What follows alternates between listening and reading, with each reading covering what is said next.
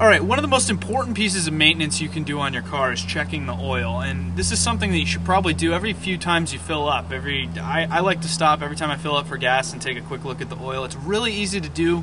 The only thing that's different is the dipstick that you'll be checking is in a different place in each car.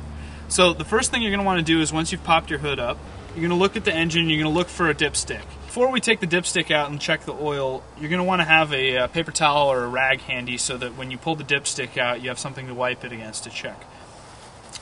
So locating the dipstick, unfortunately it's in different places on each car. On this particular car, on every car it's going to be next to the engine at some place. On this one it happens to be right here. Just look for something that has a loop or a pull tab. Sometimes you'll see a little icon that shows a oil level or dipstick or something like that.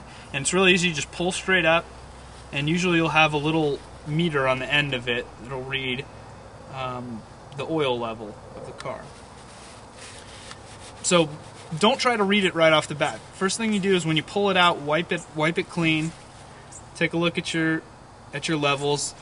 The bottom one will indicate that it's low. The top one is the fill line. So wipe it off.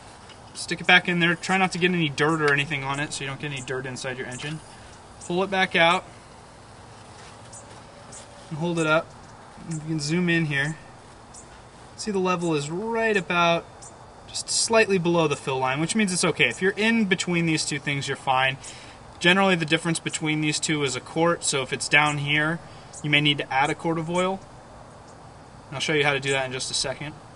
Right now it's good. This is also a good time to take a look at the oil, the color of the oil. You can see when we wipe it on the rag that it's generally pretty clear. When it's clear, that's good. That means it's new, it's still doing its job. When it starts to get really dark and icky looking, that's when you need to get an oil change done. So if the fill line is indicating that you're at the bottom here, you're a quart low, you're going to need to add some oil. You can get a jug of oil at any major fill-up station. You'll want to check your owner's manual, or sometimes it'll read on the cap for the specific weight of oil that your car needs. Again, this is different for different cars.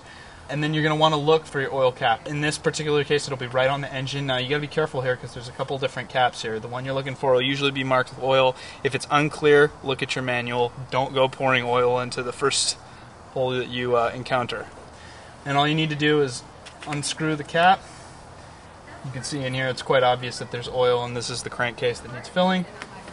One thing I'd really recommend being careful is there's a lot of dirt and grime inside of an engine compartment. Always be careful not to get any gunk in here. That can really foul up your engine. Keep it clean.